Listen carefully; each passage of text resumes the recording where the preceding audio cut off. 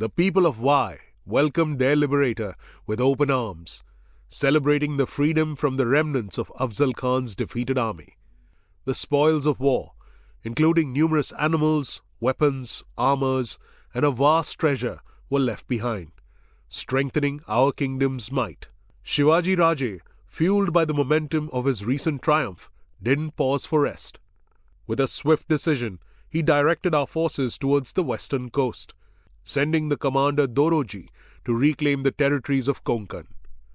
Meanwhile, Netoji, our commander-in-chief, who had pursued Fazil Khan after the Pratapgarh battle, joined us at Vai. The people of Vai, now relieved from the shadow of Afzal Khan's forces, celebrated their newfound freedom. Shivaji Raje, however, had grander plans. Charging southwards, he aimed to conquer the region up to the city of Kolhapur. A relentless pursuit of liberation began as Shivaji Raje, Netoji and Doroji collectively freed parts of Maharashtra from the clutches of Adil Shah's rule. For 350 years, Maharashtra had endured enslavement. But now, with our king leading the way, a breath of freedom swept across the land. Shivaji Raje's determination knew no bounds, and the long-awaited moment had finally arrived. The spirit of Maharashtra was rejuvenated, and nothing seemed capable of halting our march towards liberation. The reverberations of Afzal Khan's demise echoed through the hallowed halls of Vijapur, casting a somber shadow over the Adil Shah's palace. The mighty general who was deemed invincible by many had met his end at the hands of the indomitable Shivaji Raje. The news sent shockwaves through the city, leaving the courtiers and commanders bewildered and disheartened. Ali Adil Shah, who had ascended to the throne after his father's death, was devastated by the loss of his formidable general. Afzal Khan had been a pillar of strength for the Adil Shahi Sultanate, and his absence left a gaping void in their military might. Adil Shah was grappled with the weight of this sudden and unexpected blow, realizing the strategic repercussions it held for the kingdom. Badi Begum, the formidable stepmother of Ali Adil Shah and the late Muhammad Adil Shah's wife, known for her fierce demeanor, was equally shaken by the news. Afzal Khan had been her trusted confidant and a key figure in the court. His demise struck not only at the heart of the military apparatus, but also at the core of the palace's power dynamics. In the wake of this devastating loss, the court was left in disarray, grappling with the implications of Afzal Khan's defeat. The once confident commanders now faced uncertainty, questioning the invincibility of their forces.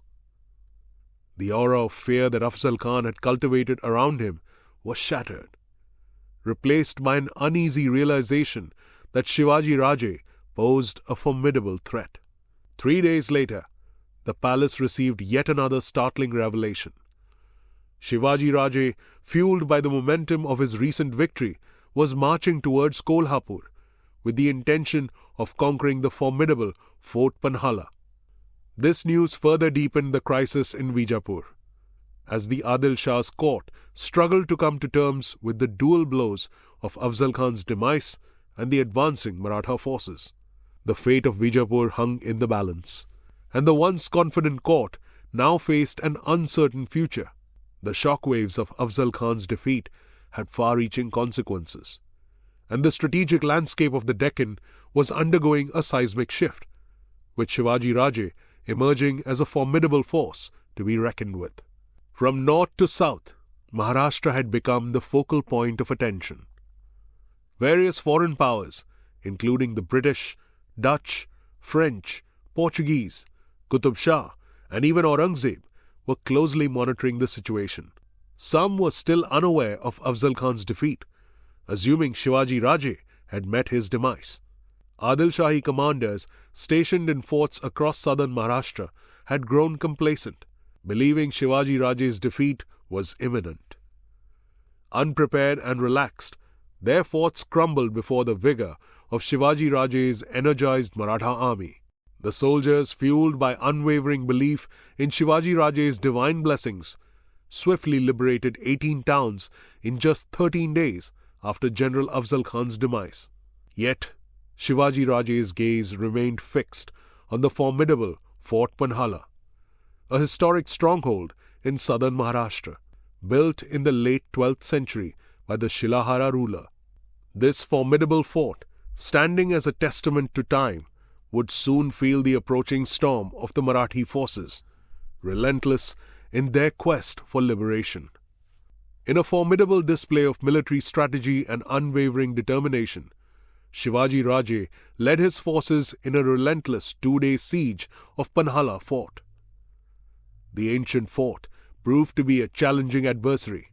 The Maratha army, fueled by the recent triumph over Afzal Khan, exhibited remarkable resilience and courage throughout the relentless assault. The air was filled with the clashing of swords, the echoing of cannon fire, and the indomitable spirit of warriors on both sides. Shivaji Raje's tactical brilliance and the dedication of his troops culminated in the eventual conquest of Panhala fort. The victory echoed across Maharashtra, resonating with the aspirations of a people longing for freedom after centuries of subjugation. The siege of Panhala became a defining moment, marking the relentless march of the Marathas towards reclaiming their homeland. In response to the escalating threat posed by Shivaji Raje's growing influence, Adil Shah, ruler of the Adil Shahi Sultanate, dispatched 2 seasoned commanders, Fazl Khan and Rustam Ejman, to the strategic region of Kolhapur. Tasked with the mission to quell the Maratha uprising and reassert control over the territory, these commanders were determined to avenge the recent defeats suffered at the hands of the indomitable Shivaji Raje. With a shared goal and a burning desire for retaliation, Fazl Khan and Rustam Ejman combined their forces, amassing an army of 10,000 soldiers. The western region of Maharashtra, recently liberated by Doroji, fell under Rustam Ejman's control and became a focal point for their retaliatory campaign. However, Shivaji Raje, ever vigilant and informed by his network of spies, received timely intelligence about the impending threat. Undeterred, the Maratha king swiftly mobilized a formidable force of 5,000 soldiers to confront the dual commanders of the Adil Shahi Sultanate. The stage was set in Kolhapur, where both armies clashed in a fierce battle. The Adil Shahi forces, still reeling from the recent loss of General Afzal Khan and a demoralized army, faced the relentless onslaught of Shivaji Raje's highly motivated Maratha warriors. The Adil Shahi soldiers, already plagued by a sense of defeat before the battle began, soon found themselves overwhelmed. Fazl Khan, Rustam Ejman and their forces were no match for the determined Marathas. In the face of mounting pressure, the Adil Shahi soldiers began to retreat, and Fazl Khan, recognizing the inevitable, joined the ranks of those fleeing the battlefield. Rustam Ejman valiantly attempted to stem the tide, but was eventually forced to abandon the fight and escape. The triumphant Shivaji Raje seized the opportunity, looting 2,000 horses and 12 elephants, further weakening the Adil Shahi forces and bolstering his own growing empire. The echoes of victory resounded across Maharashtra as Shivaji Raje continued his relentless pursuit of freedom and territorial expansion.